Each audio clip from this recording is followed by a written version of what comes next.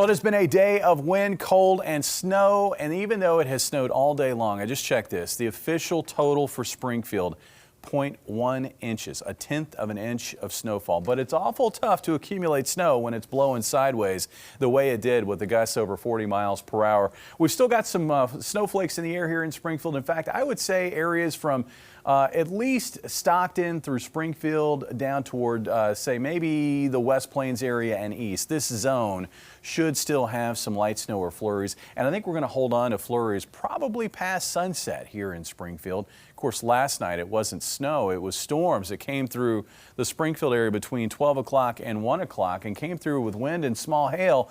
We had quite a few reports of hail, larger hail, up to quarter size across southwest Missouri, and that came with some wind gusts approaching 60 miles per hour that led to some wind damage. There's a lot more of that further south, though, across Arkansas into Mississippi and then eventually east across the Tennessee Valley throughout the day today. Our storm, you can see where it's swirling right in here, east of Des Moines, west of Chicago, and that storm is helping to dump a pocket of very cold air into our area right now. That's why temperatures, instead of rising throughout the day, they steadily fell up until about an hour or two ago when we bottomed out in the mid-teens here in Springfield.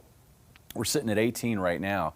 Looking further west, though, there is a big reservoir of very, very cold air. This is going to be an Arctic assault as we push into the weekend and beyond into early next week, because this is today's blast behind that storm. This is what's going to build into the area over this weekend, and it's just going to settle in for the early days of next week. Looking at our forecast tonight, again, the snow shut down early this evening, and then skies are going to try to clear out gradually as we push through the night tonight, with skies trying to become mostly clear by morning. Looks like a mostly sunny morning over southern Missouri and northern Arkansas, but clouds are going to try to increase from north to south. And yes, there could be some flurries impacting areas, especially up near and north of Highway 54.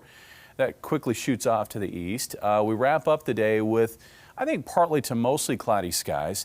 Temperatures tonight will drop, I think, into the single digits north of I-44 and into the low to mid-teens south of I-44, with winds remaining breezy throughout the night. Yes, that pushes wind chills down to around 0 or a little bit below for the overnight hours. For tomorrow, winds are out of the northwest at 10 to 20 miles per hour and gusty, and it looks like highs in the teens north of the interstate and in the 20s and even low 30s to the south in north central Arkansas. So there's going to be a big contrast in temperatures across the area. It looks like about 18 for a high in Springfield, and then we're down to -4 Sunday morning, and then only a high of 8 Sunday afternoon. And yes, I think snow is going to come into the area during the afternoon hours heading into the evening Sunday night. Here's the setup for that event.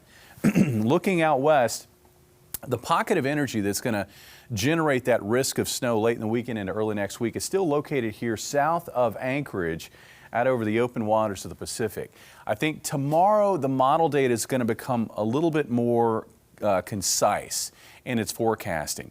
Right now we're still looking at some variability, or still looking at a lot of play in the model guidance, but generally based on what I'm seeing there, and also based on the analog support that I'm getting for this storm system, I think we're going to see a light snowfall event across the area. I would guess that the heavier amounts are going to be south of the state line.